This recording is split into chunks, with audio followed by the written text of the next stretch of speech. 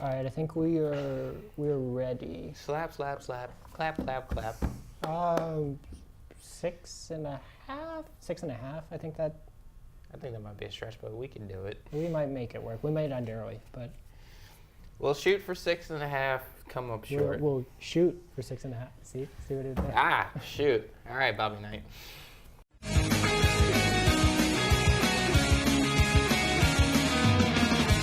Hello and welcome to another edition of SportsZone. We are kicking it off with the important stuff as we usually do. This is Studio 90. I'm joined by the usual suspects, Jessica and Aaron, and we're going to jump in right quickly to the Champions League. It is back in action this week, and we're going to talk with the reigning Champions League champions are coming in with a little bit of a weird form. Real Madrid is now 8 points adrift at the top of La Liga, and they are sitting in second place in their Champions League group ahead of a crucial matchup against Tottenham. Jessica, do you think Real Madrid's poor league form is going to bleed into this match against Tottenham? I think it's definitely possible. I think that they really need to work on the defense, especially considering Carvajal isn't going to be playing this game. Gareth Bale is also out. But I think that if they can really establish their defensive line, then they can come into this game very strong. I think that the recent game that they had this weekend definitely raised a lot of questions with the fact that, the team wasn't playing very well. Ronaldo, you didn't really notice him in the match. But I think that they definitely have room to improve before their game on Wednesday. Yeah, lots being made of Ronaldo's poor goal-scoring record this year. People are quick to jump to hyperbole that, Ronaldo's the tail end of his career. He doesn't have it anymore. I think it's a little bit far-fetched. We're very early in the season, and at least in the Champions League, the struggles of Borussia Dortmund in that group sort of mean that Real Madrid has a pass, even if they do struggle against Tottenham. Another group that's somewhat intriguing that has a big matchup, Chelsea against Roma. This matchup was extremely exciting 2 weeks ago. Now we get the return leg in Italy.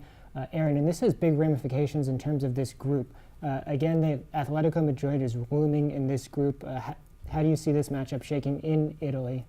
Well, definitely is going to be an intriguing matchup. That game at Stamford Bridge was really exciting, really intriguing to watch. And I'm actually going to back Roma in this game just because they played so well at Stamford Bridge. I think they're going to have a mental edge going into this game. And definitely it's a big game for both teams because I think Atletico are going to end up getting the 3 points this week, so they're going to be up on the tails of Chelsea and Roma. So it's a big game for both teams, and I think actually Roma will end up on top, which will definitely sort of throw the group into limbo, and it's definitely going to be interesting to see which two teams advance from that group. Yeah, those two are sort of the big matchups of the week, but interesting stories to follow in the Champions League. At the midway point, we have 5 groups topped by English teams, all 5 of the English teams in the Champions League leading groups, which kind of breaks the narrative of English teams struggling in Europe, at least the past couple years. So that'll be something interesting to follow. But we'll transfer from the Champions League to a topic that we touched on at the end of our segment last week. The MLS Cup playoffs have begun. We finished our wild card one-leg playoffs, and now we're into the two-leg conference semifinals. We'll start with Aaron in the Eastern Conference. The New York Red Bulls were victorious, got past the Chicago Fire. Now they face the best team in the league, Toronto FC. So can you preview this matchup? Do you see the Red Bulls carrying any of the momentum into this matchup? Well, we know from previous years in the MLS Cup, it's about who's hot going into the playoffs, and I definitely think the Red Bulls, they won the 3 games previously before they beat the Chicago Fire in great fashion, winning 4-0. So I definitely think they have a chance to win this game, but when you look at Toronto, just their whole body of work throughout the season, and that 3-pronged attack of Giovinco, Altidore, and Bradley is definitely going to be tough to stop. But I do think it's going to be a close match. I mean, I think when you look at both the legs, Toronto will end up coming out on top, but I think the Red Bulls will give them a fight just because they've been playing so well lately. Switching to the Western Conference, we'll go back to MLS Cup holders, the Seattle Sounders. Jessica, last week you were not so high on Seattle's ability to repeat as champions, but in their first leg against Vancouver in the Western Conference semifinals, they were able to get a result on the road. Do you think Seattle will be able to come home to their home arena and get the result they need to move on to the conference finals? Yeah, I definitely think that at home, Seattle really rises up to the occasion, and I can see them winning this game. Will they continue later into other playoff games will be kind of a question that's up in the air. I'm not really sure. I feel like the team is still really missing something. but I think that they will definitely be able to come out with a result at home. The other storyline that's somewhat interesting to follow in the MLS Cup is the Columbus Crew, who were victorious in their wild card matchup against Atlanta United, are able to continue and potentially continue their existence in Columbus. There's a lot of rumors that the team potentially could be moving to Texas, so their victory guarantees them at least one more home game in their home arena. But we will sort of check in on MLS Cup. It's always nice to give some attention to the game stateside, especially given everything that's happened recently with United States soccer. But that's all we have for you for this edition of Studio 90, but stick around for more SportsZone after this. Welcome back to SportsZone. This is your favorite MLB segment, Game to Third Base. I'm Aviva. I'm with David and Kristen like always. And the World Series is going on. After last night's crazy game, the Houston Astros have a 3-2 series lead over the Los Angeles Dodgers. This series has been going back and forth, and last night was a very, very crazy game. So we're going to recap what happened last night. So to start off, Kristen, Kershaw in the regular season has done phenomenal. He's one of the best pitchers in the regular season. But in the postseason, we have seen that he hasn't done as well. So last night, what happened to him? Yeah, so I think definitely going off of what you said, Kershaw is one of the best pitchers in baseball in the regular season, that is. He hovers around a 2 ERA like throughout the regular season. But then as soon as we hit the postseason, we see that he's a little bit shaky. And going into last night, a lot of people didn't expect him to be as shaky as he was. He looked pretty solid in the first few innings, but then as soon as he hit the fourth inning, he had a 4-run lead, and we saw that he gave that right back to the Astros. Gurriel hit a 3-run homer off of him in the fourth inning to tie the game, which was a very controversial home run to a lot of people after he made the racial gesture against Yu Darvish earlier in the series. So a lot of people thought that he should have been suspended for Game 5 yesterday, but MLB decided that they would hold the suspension until the beginning of next season. So a lot of people are really angry about that and think that he shouldn't have even had the opportunity to hit the home run that he hit last night. And he really set the tone for the Astros throughout the game, that they were able to keep battling back when they were down throughout the game. So he really set the tone for that, and a lot of people didn't think that that was right. But Kershaw, as you said, definitely struggled, which I think is not surprising to a lot of people in the sense that he has struggled in the postseason before. But I think a lot of people thought that this was going to be the game for him, that he would break that streak, and unfortunately for the Dodgers, he did not. Yeah, and going off to that, both starters last night did not go through the fifth inning. So each team's bullpen had to be used earlier than they wanted to.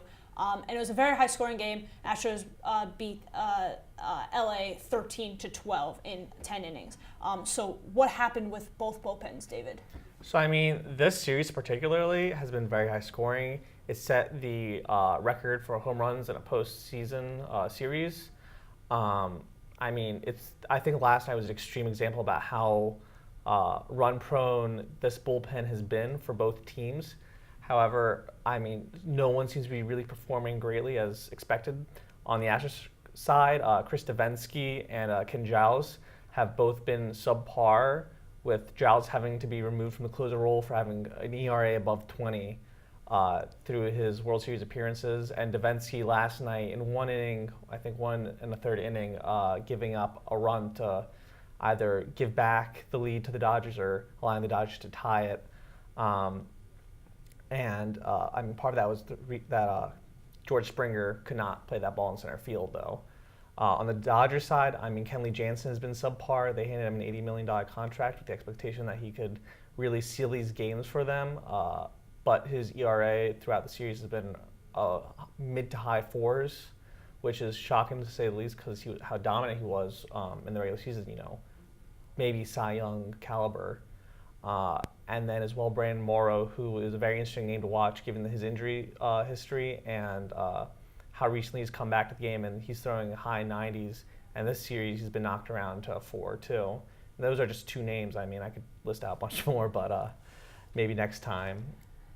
Yeah, so tomorrow is going to be Game 6 in LA. So we're going to go down the line on what's going to happen the rest of the series. So, Kristen. So I definitely think that the Dodgers have a chip on their shoulder after last night. They were up early in the game. Kershaw blew it for them. I think that they really think that they should have won the game last night. So I think going home, playing in front of their home crowd, they really, really want to win. And I think they can capitalize on that with their starting pitching against Verlander. I think Verlander is going to have a very good game as well. But I think the Dodgers are going to be able to get to him and get to the bullpen. I think they will win at home tomorrow night and then take it to Game 7. And I do think the Dodgers are still going to win this series in 7 games. And David? So I'm going to do a little backpedal from what I predicted last week. I said Dodgers in 6. I'm going Astros in 6 because of 2 words. Justin Verlander. My man has reestablished himself in the postseason in Houston. First game, he pitched 6 innings. First starter in this series. That's impressive. He was great against the Yankees. I mean, I honestly think he can get the job done if the bullpen doesn't blow in Houston. And that lineup, they set the tone last night. They're going to do it again. Astros are going to come away tomorrow with a win, end the series. Yeah, I think it's going to be interesting because the Astros are much better at home. Like we've seen this in this postseason. They haven't done as well on the road. But I think I'm going to go Astros in 6. I think Justin Verlander, he's been doing so well in the postseason. And the offense, they were down like 3 times last night, and they just battled back. So I think the Astros are going to win in 6. That's all the time we have, and this has been Getting to Third Base. Hello, welcome back to SportsZone. This is our premier NFL segment, Going for 2. I'm joined alongside, once again, as always, by Vince Delandro and Justin Sims. Guys, lots to talk about this week. Obviously, by far one of the biggest matchups and one of the most exciting matchups we've seen in some time in Week 8. You had the Seattle Seahawks at home taking on the Houston Texans in a game that many expected to be, a little bit more defensive. Both teams with very good defenses. But 41-38 the final score for Seattle. Justin, take us through the offensive firepower in that game. Well, I mean, that game was crazy. You had both quarterbacks for, I think the 6th time in NFL history throwing for 400 yards and 4 TDs. It was crazy. Russell Wilson, Deshaun Watson going back and forth.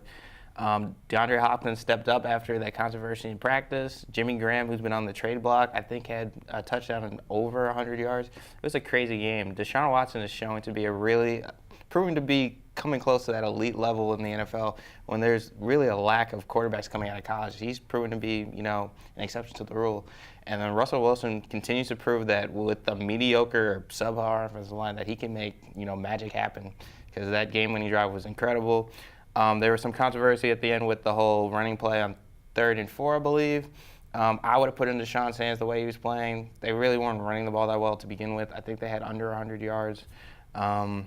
But, I mean, you can't really blame Bill O'Brien there. They got up by, a field goal. I mean, it was a tough loss. I really thought they were going to win the game. They played better defense overall. It was just that final drive for the Houston, they kind of collapsed. Yeah, both quarterbacks definitely exceeding expectations. Deshaun Watson in particular, one play that stuck out was his 59-yard strike to Will Fuller through the Seattle Legion, and boom. It was pretty impressive for a rookie quarterback. Swinging to a quarterback who's now, sophomore surging. I wouldn't even say he's definitely not sophomore slumping. The Philadelphia Eagles, the first place NFC East Philadelphia Eagles, looking like a juggernaut, rolling, firing on all cylinders, with a 33-10 win over now the 0-8 San Francisco 49ers. Vince, is it safe to say the Eagles are the best team in football now? Yeah, absolutely. I mean, they've got one of the top defenses in the league. They showed that again. The San Francisco 49ers, not necessarily a stout test of that defense, but their offense is one of the most balanced in the league. As you mentioned, Carson Wentz is surging, and we really haven't seen great quarterback play this season across the board in the NFL, and Carson Wentz has certainly stepped up. The addition of LeGarrette Blount is really adding a dynamic to their offense. He delivered again on Sunday with another 100-yard performance on the ground. The acquisition of Alshon Jeffrey has really complemented their team well, and Nelson Aguilar has really stepped up as well. They've got a very dynamic offense and one of the best defenses in the league. And in the NFC in particular, that's particularly mediocre this year. Some of the teams we would expect to be doing well, like the Falcons, are struggling a little bit. The Packers with the injury to Aaron Rodgers, obviously. The Eagles are sort of capitalizing on that, and they're head and shoulders the best team in the NFC and the best team in the league right now. Well, hot take here coming from Vince. Yeah, I'd have to agree with you, though. The Eagles are definitely playing some of the best football in the league. They've been the most consistent through the past couple weeks. Going across the pond to a little bit more of inconsistent, it was the last game at Twickenham Stadium in London. closing out the NFL London series. You had the Yay. Minnesota Vikings and the Cleveland Browns. And once again, the Cleveland Browns struggling. Doesn't matter where they are. They could be at home, they could be at the road, or they could be across the pond in London. Looked like they were starting off well. You know, they got 14 points. Deshaun Kaiser drove them down the field on their first drive. But then all of a sudden, it all came unraveled in the third and fourth quarter. Vince, what happened over across the pond?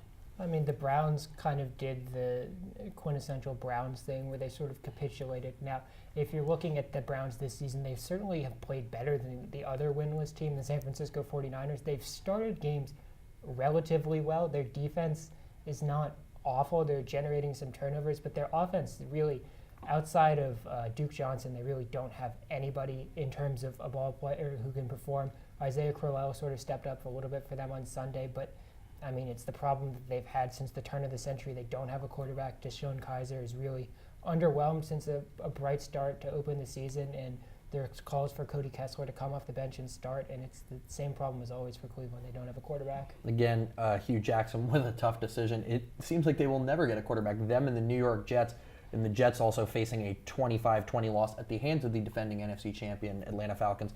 Both teams kind of experiencing similar but different quarterback struggles. You with the former Brown at the head of the helm of the Jets offense, but you know the Jets also now having difficulty scoring. So swinging to other games, I guess you also have the Jets losing at home in what was by far a torrential downpour, 25-20 to the Falcons.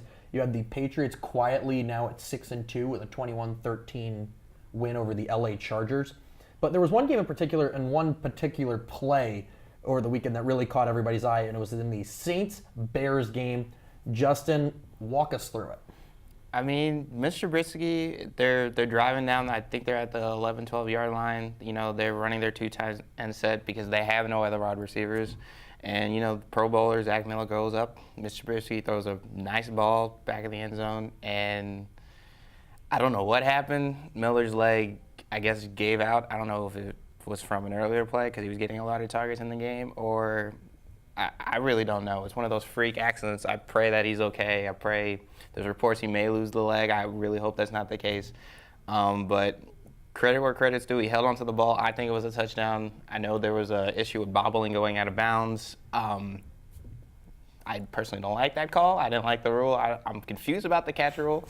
But, you know, it took a touchdown away from Trubisky, who played well, 176 yards. You know, they're not really going to, you know, they're not opening the passing game up. He's not going to have Deshaun Watson-type numbers, even Carson Wentz, Dak Prescott. They're more running the ball. Howard had, I think, 123 yards on 23 carries. I mean, they play their type of football. It was just that with the subtraction of Adrian Peterson for the Saints, Mark Ingram has stepped up in an amazing fashion, and they won without Drew Brees throwing a touchdown at home, which is like the rarest thing in the world. So credit where credit's due to the Saints. Their defense has stepped up. They're running the ball more frequently, and they're not having to rely on Drew Brees, and they're looking like the best team in that NFC South division, which is surprising when you got the Falcons and the Carolina Panthers there. Well, I would agree with you. You know, definitely Mark Ingram playing some very good football and rebounding. But anyway, that's all the time we have for this segment. I'm going for two. More SportsZone coming to you after this.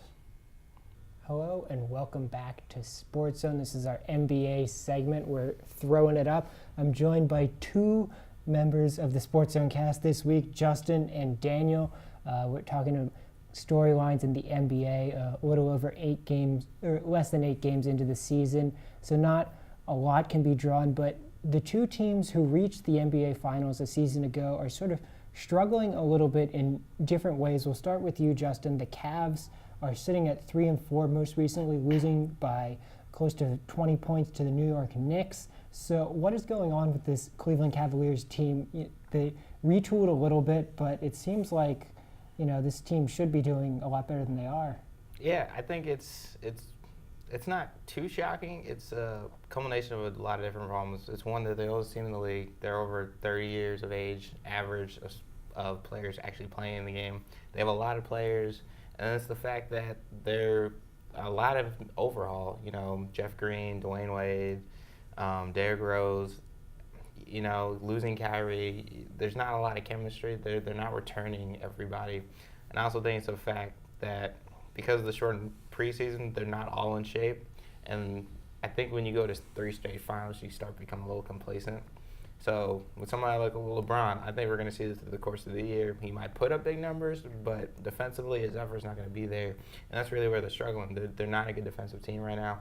I don't know if that's the scheme or the fact that players are starting to get back into shape, or, you get guys like Jeff Green, Derrick Rose, who historically are negatives on the defensive end.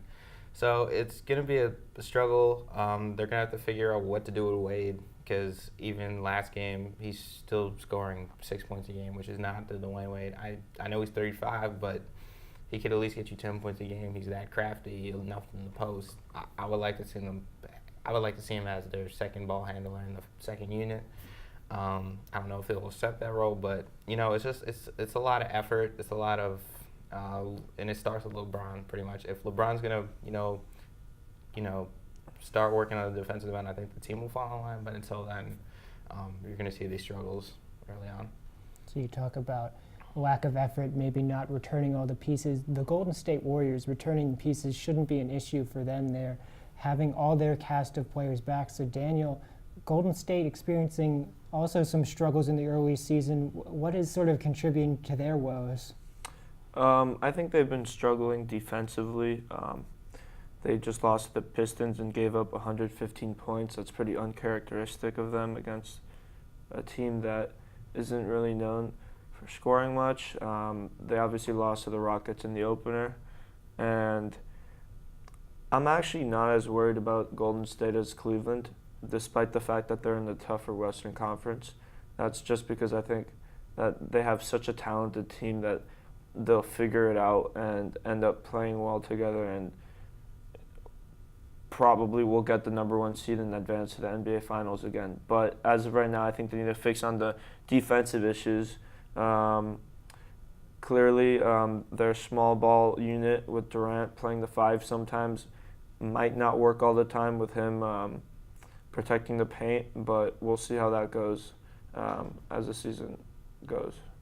Yeah, you highlight a good point there. It's very early in the season, and so sometimes people are quick to jump to conclusions, quick to say, oh, this team's done, this team's not done.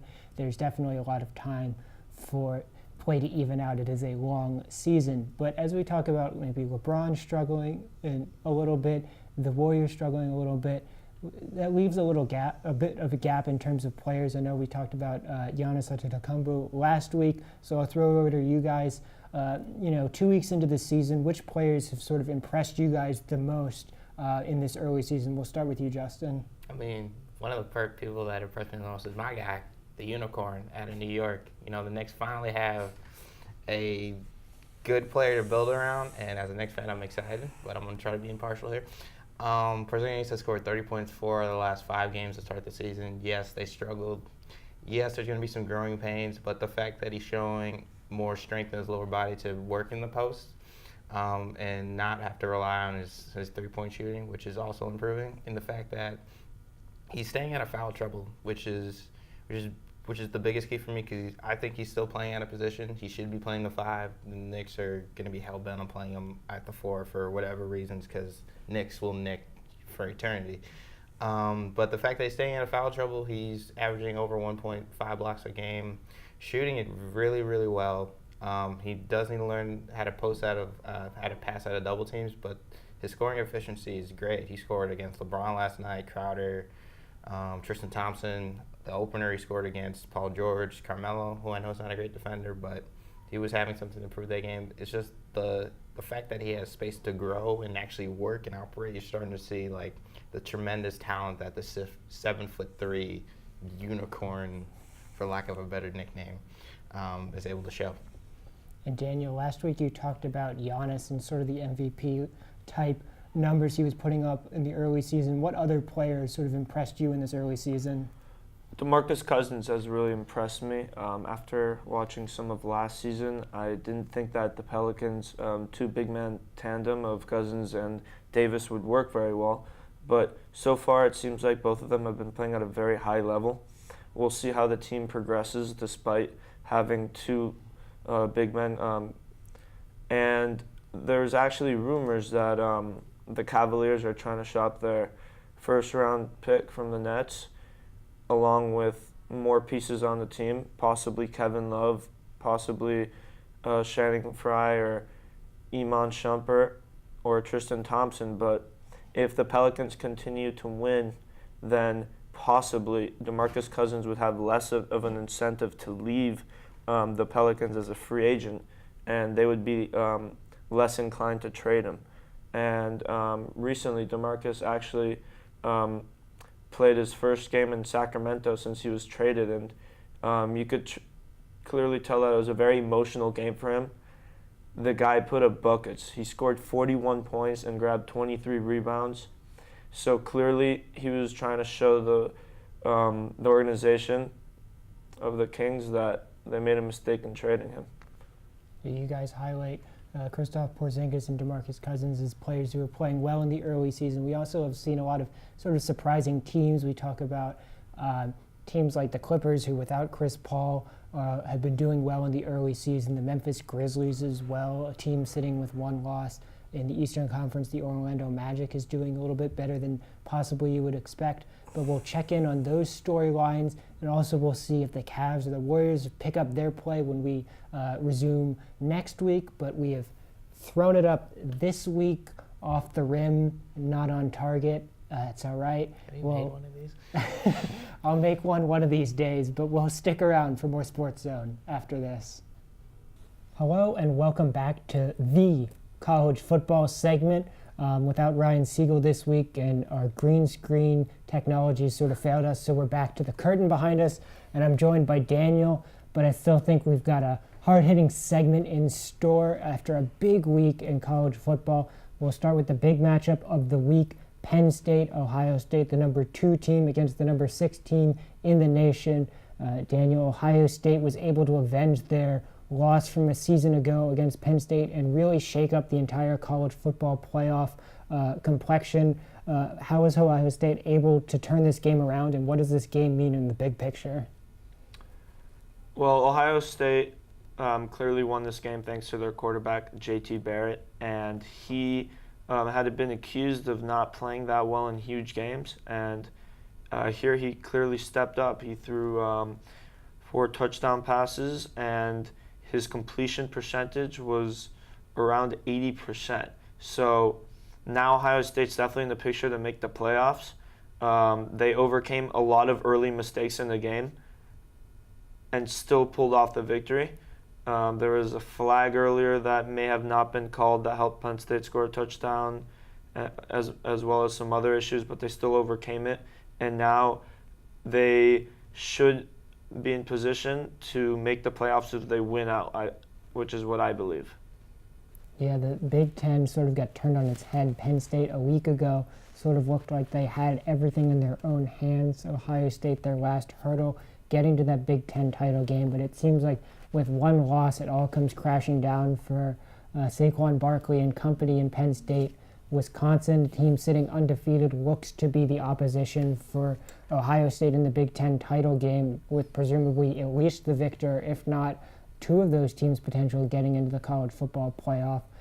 But Penn State was not the only top 4 team to lose this past weekend. TCU, the lone remaining undefeated team in the Big 12, suffered a loss at the hands of Iowa State. Iowa State's second victory against a top 5 team this season.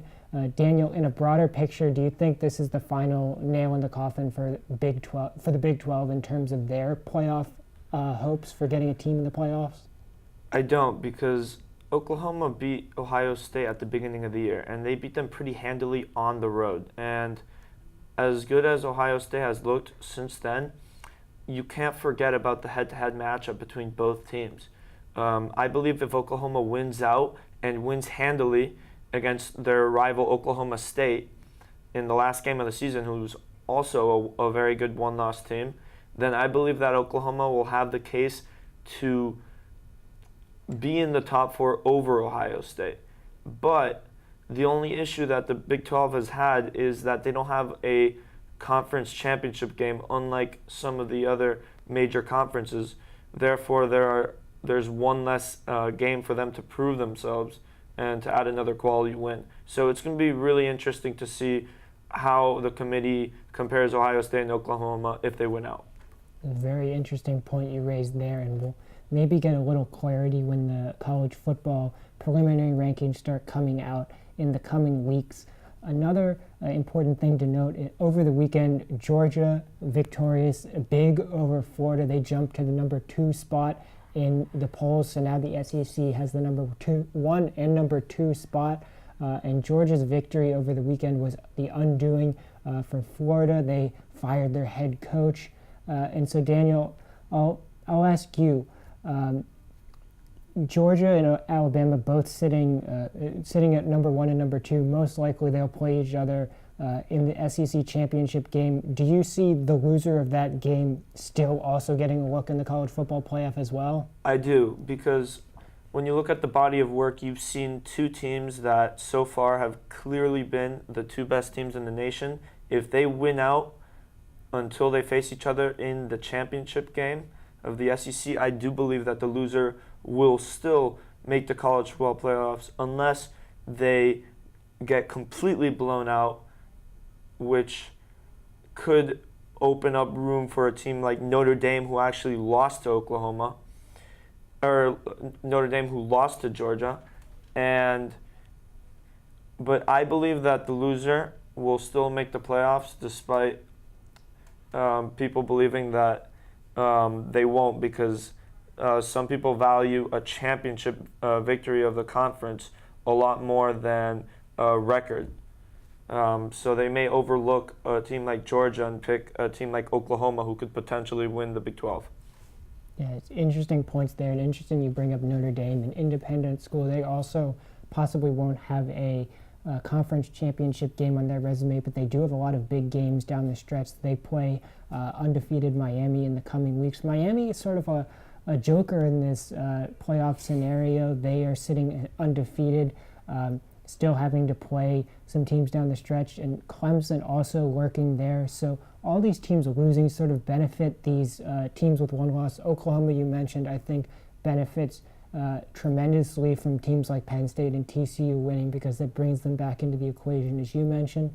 But so we'll keep an eye on some of the wacky things going on in the world of college football in the coming weeks. That's all the time we have this week, but stick around for more Sports Zone after this.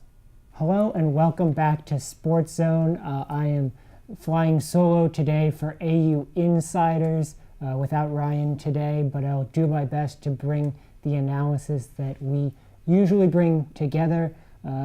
Our fall seasons are sort of wrapping up, so we'll sort of talk about them. A couple teams still in action, men's soccer and women's volleyball, and we'll preview their weeks to come. But we'll start with teams who wrapped up their regular season with the women's field hockey team. They had 2 out-of-conference games this weekend, one against a nationally ranked top 15 school, Wake Forest, which they fell in overtime. And then they followed that up with another game against a North Carolina school with a victory in overtime over Appalachian State. Rafaela Rubas, the star of the weekend for AU, claiming Patriot League Offensive Player of the Week honors for her 3 goals over the weekend.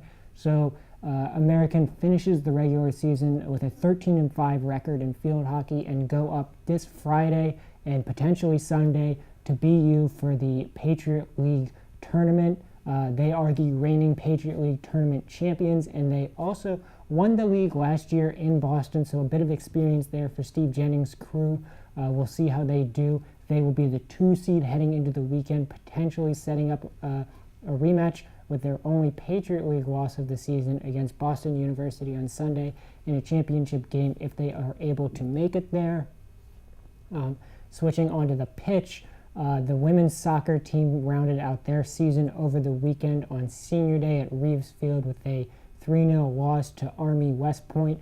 During the game, they honored their 3 seniors, and in particular, Kira Flaherty, who had played a pretty integral part for the Eagles over the past 4 years, and it was just announced this week that she placed on the Patriot League 3rd team for her efforts in defense and in midfield for the unit. So Annabelle Herring's team not necessarily getting the results that they wanted to end the season, but they did sort of end the season on a high note, scoring 3 goals in their last 3 games after scoring 2 goals in the entirety of the games before that, but the ladies do end the season losing 14 of their last 15 games. A very young group. They only graduate 3 players.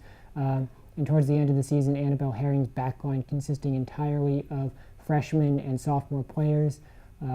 They found a goalkeeper for the future in terms of Riley Brown. Her distribution is still a little bit poor, but she is a shot stopper. That is primarily what she was, and it was good for this team this season as they were under a lot of pressure. She finished near the top of the league in terms of saves per game, not so much in terms of goals against average, but she seems to be someone to build a team around going forward. Switching to men's soccer, they picked up a victory over the weekend against Loyola, which puts them in the hunt for the Patriot League tournament. They are the 7 seed heading into their season finale this coming weekend at Reeves Field against Army West Point. The Eagles sit a loss behind Colgate in the loss column. A victory against Army West Point would go a long way to getting AU into that 6th and final Patriot League playoff spot, but this is by no means something that is in control for Todd West's crew. Something to keep a note, Nick Dimitrovic scored again over the weekend, putting his tally up over 6 for the season in terms of the Eagles. So again, similar to Annabelle Herring's group, the men's soccer team is young, and so that is something that they can build upon moving for the future if they are unable to qualify for the Patriot League tournament. But a team that does qualify for the Patriot League tournament and did this past weekend was the women's volleyball team. They were victorious in their match Friday night against second place Army West Point, and over the weekend against Holy Cross, they won against Army 3-1 and won 3-0 against Holy Cross over the weekend. Over the weekend against Holy Cross, their victory clinched a spot in the Patriot League tournament for the Eagles, and they most likely will host, as they are now 2 games ahead of both Navy and Army in the loss column, with less than 4 games remaining for the Eagles. So that's something to build upon for Barry Goldberg's crew, able to rotate a lot of players. Cheyenne Orsi and Vela McBride at the middle block are playing particularly well. Kennedy Etheridge at the center position is sort of distributing the ball well, and Alexandra Kazala continues to lead the attack, recording double-digit kills consistently for the Eagles.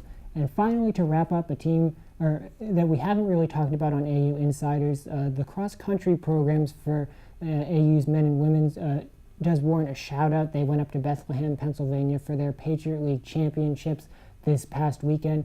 The men claimed 4th place, placing 3 runners on the all-league team. Aladdin Turba, Matthew Rainey, and Ben Dorian all placed in the top 15 for the Eagles, claiming all Patriot League spots.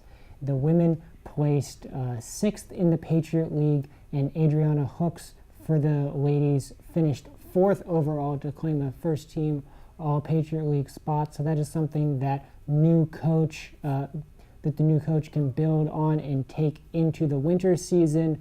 We'll keep an eye on men's soccer to see if they make it to the Patriot League tournament and see how women's volleyball does in their finishing matches in the next coming weeks. And we'll prep for basketball season, which is coming around the corner rather quickly next time. Hopefully Ryan will be back so I don't blabber by myself next time, but stick around for more SportsZone after this. Welcome back to SportsZone. This is everyone's favorite segment, Thumble, thumbs up, thumbs down, where we talk about the good, the bad, and the ugly in the world of sports and the world at large. I'm going to get us started here. I'll give a thumbs up to the Knicks for beating Cleveland yesterday. That was a really big win for them. Great to see that. I'm going to give a huge thumbs down to the Los Angeles Dodgers for keeping Curtis Granderson off of the World Series roster.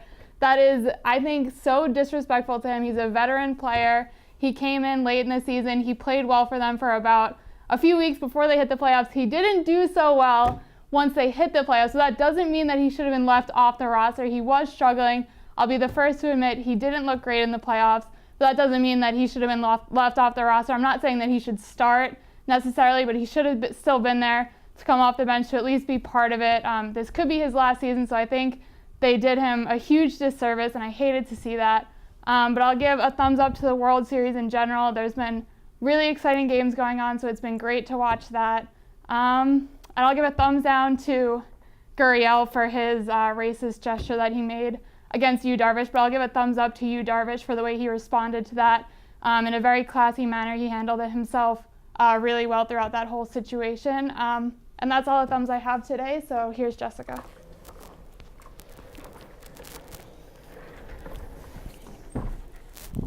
So I'm going to give a thumbs up to the Seattle Seahawks for their win against the Texans. I thought that was a really great game, first of all, so that was awesome. Thumbs up to Russell Wilson. Thumbs down to Real Madrid for losing to not a very great team, which kind of sucks. Thumbs up to Champions League coming back this week. And yeah, that's all for me. So here's Justin. Yep.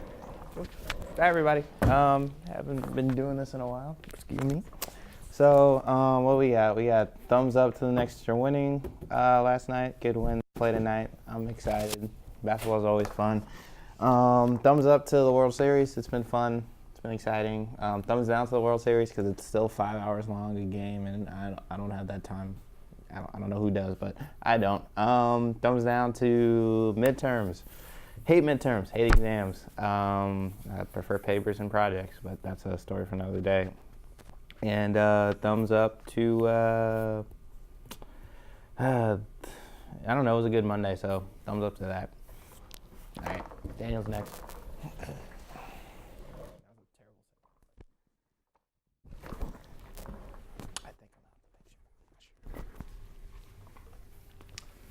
Thumbs up to the Georgia Bulldogs this weekend for beating Florida 42-7 in a rivalry game.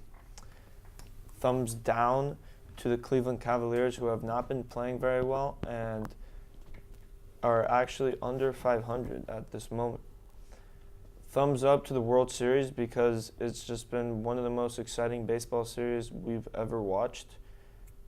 Thumbs down to the Sixers because they sort of mismanaged Markelle Fultz's injuries. It seemed like they had always been very cautious about their players, and then all of a sudden they sort of threw him in there with a shoulder issue where he had to alter his shot.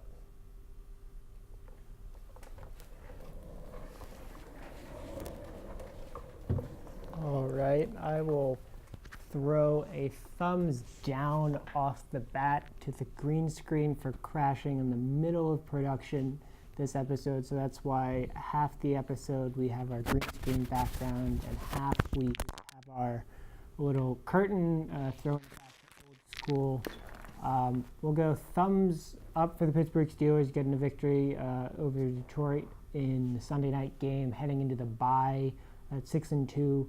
Without playing very well as a complete game. Thumbs up to the defense. They didn't play well by any stretch of the definition, giving up almost 500 yards, but they didn't allow a touchdown, and they had a couple good goal line stands against Matthew Stafford to get them over the line. Juju Smith-Schuster had a breakout performance as well, so that is always good, especially in the wake of all the stuff that's happening with Martavis Bryant. Throw a thumbs up to Arsenal this past week, getting a victory over Norwich in the Carabao Cup. Eddie Nketiah, the 18-year-old coming off the bench, just scored 2 goals in his home debut for the team. Always great to see the youngsters doing well, and then they followed that up with a victory over Swansea in the weekend to move them back up into the top 4, 1 point behind third-place Tottenham. Thumbs up to Aaron Ramsey getting his 50th goal for Arsenal. He's kind of a much maligned character. I'll be the first to admit that sometimes he frustrates me, but he's been a great servant for the club, and getting 50 goals is a testament to the quality of player that he is. I guess I'll also throw a thumbs up to the Baseball World Series. I can't say I've tuned in to that many of the games, but they certainly look really good, and I think this is a good showcase for baseball in terms of excitement factor. Having 2 teams who haven't been there necessarily in a while as well probably also helps as well. And I think that's all the thumbs I have this week. So thank you to Justin, who was able to join us this week. His class got canceled. To Jessica, to Daniel, to Kristen, to Cody, who was a big tech help in the back before he had to run, to Ryan. David and Aviva were also here. Aaron was here. He had to run and go watch the New York Red Bulls. You know, fan's gonna fan, so I can't fault him for that. And everyone here at ATV, I hope I didn't forget anybody. We will see you next time. Thanks for watching.